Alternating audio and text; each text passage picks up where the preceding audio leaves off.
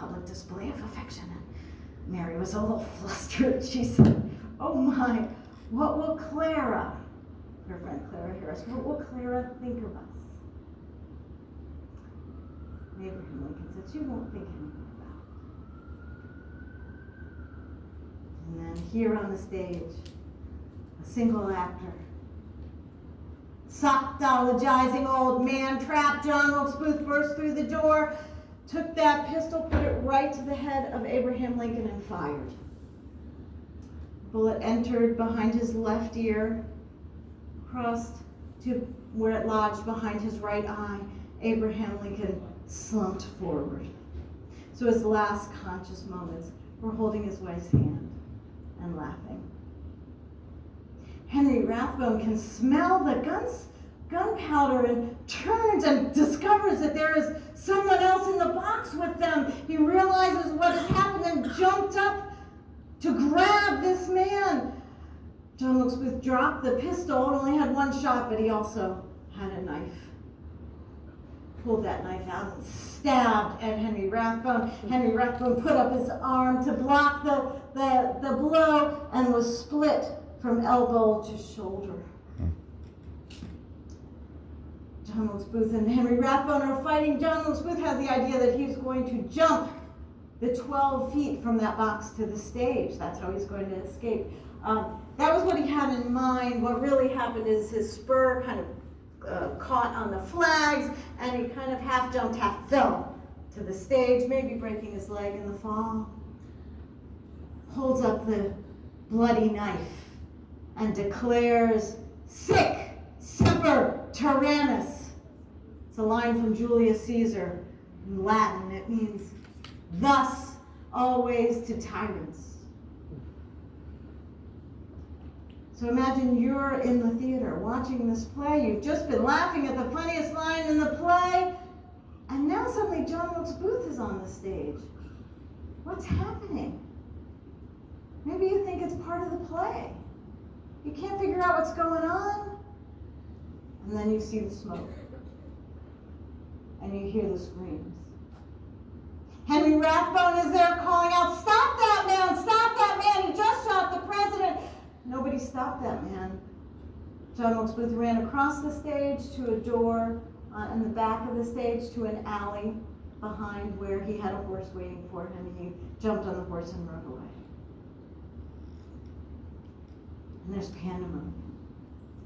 Nobody knows what's going on. People are running away. There's been shots fired, but other people are going towards the box. There's a young man named Charles Leal. He's 23 years old. He just got out of medical school. He's sitting right about over there. And he runs towards the box. He can't get in because the door is blocked, so Henry Rathbone, still bleeding, has to come and open the door. Charles Leal bursts in, sees Lincoln slumped over, and examines him, and realizes pretty quickly that the wound is mortal. The president will not survive. But what to do? Lincoln is still alive, and they don't want him to die on the floor of the theater. That's just not dignified. Some other people that are in the audience that come are soldiers who are here for what they thought was the end of the war, and now they have one more duty. So they come, and they pick up Abraham Lincoln, and they carry him back the way he had just come, across the back of the balcony, down that spiral staircase, and out the doors of the theater. Well, you'll go in just a minute. They didn't really know what they were going to do. They just thought, well, he can't die here. They were afraid to take him to the White House. They thought that it would be too bumpy. He'd die on the way.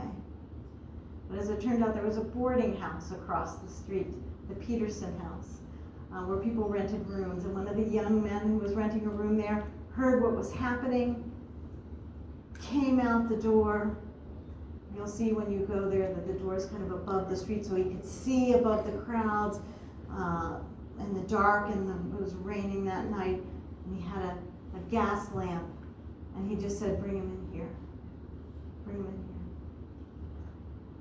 So those soldiers stumbling carried Abraham Lincoln up the stairs into the house, laid him diagonally across a bed in the back room, and that was the place where he was watched over all night long until he died at 7:22 the next morning, the first president to be assassinated.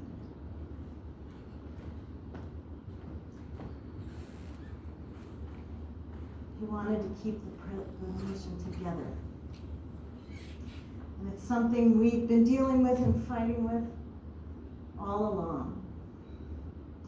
So, in this moment, as a memory of Abraham Lincoln, I'm just going to leave us with those last words that he said to that nation in his second inaugural address in 1865 about what do we do now?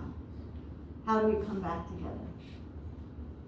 He said, with malice towards none, with charity for all, with firmness in the right as God gives us to see the right, let us strive on to finish the work we are in, to bind up the nation's wounds, to care for him who shall have borne the battle, and for his widow and his orphan, to do all which may achieve and cherish a just and lasting peace among ourselves and with all the nations.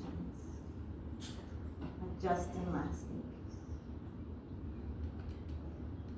Thank you for your time, everybody. You're welcome to head over to the Peterson